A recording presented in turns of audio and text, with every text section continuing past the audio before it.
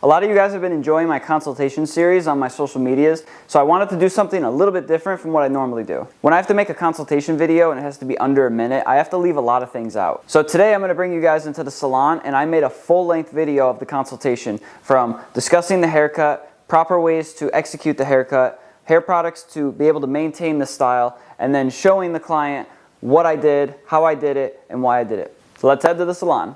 Okay, what do you want to do today? So I want to get El Siete, so let's do like a skin fade, not too high though. So I like the top and the back, so just let's leave it even, and also let's leave the tails like they are. You want to do anything to the eyebrows? Yeah, let me get like a slit on the left eyebrow, yeah. So have you ever gotten the fade like really high on the sides? I have, yeah. Do you not like it, or? Not at all, no. No? Okay. No. So what I'll do then is I'll bring the line like just a little bit above the ear, and I'll drop it a little bit behind your ear as well, and I'll skin it out, but I'll make sure that when I'm fading it, I'll keep the fade a little bit more condensed. When I start to blend the fade, I'm not gonna stretch it so much, so the fade stays a little bit darker up in the top here. So what this is gonna do is this is gonna leave it a little bit darker and a little bit more contrast up in here. So it'll leave it a little bit heavier, because you probably don't like how like all your skin shows on the sides of your head here. That's probably not what you like. So I think if we do it a little bit lower, it'll look a little bit better to you. All right, so for the top, is it too long? Is it not long? What do you think? What do you want to do with it? No, right now it's perfect. Maybe just cut it like a little bit. So for the top, since you like the length on the top, what I'm gonna do is I'm just gonna wet it, and I'm gonna point cut the top.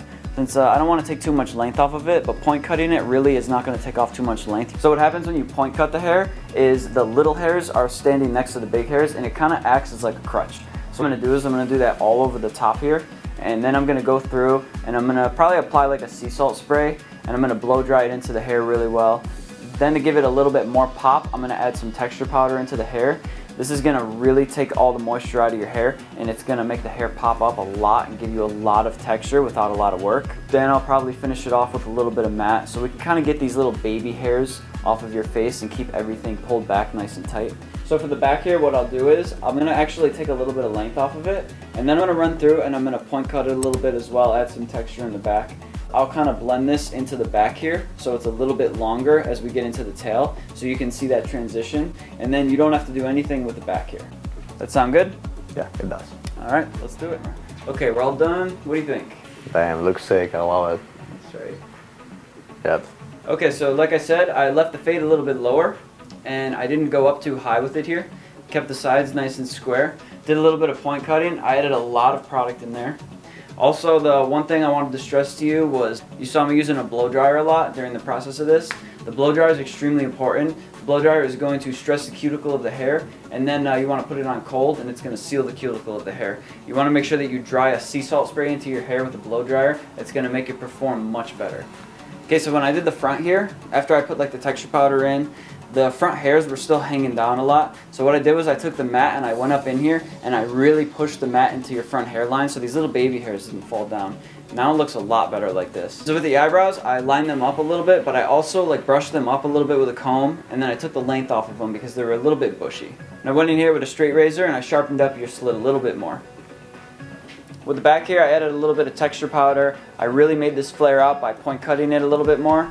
And with the back here, I didn't really do anything. I just smoothed it out with the blow dryer. I applied a little bit more matte in the bottom just to kind of piece those hairs together, like I said. All right, anything else you want to do? Nope, looks fine. Awesome.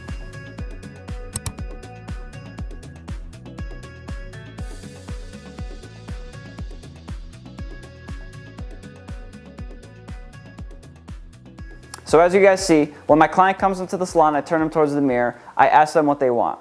Once they're finished explaining what they want, I go over with them how I'm going to proceed to cut their hair, how I'm going to style their hair, and what I recommend for them to maintain this hairstyle at home. All of these things are very important when it comes to the client's haircut. Then when I'm finished, I show them everything that I did, and I explain to them why I did it the way I did it. If you have a barber or hairstylist that doesn't do this, and you find it tough to get exactly what it is you're asking for, might be time to fire them. Thanks for joining, guys.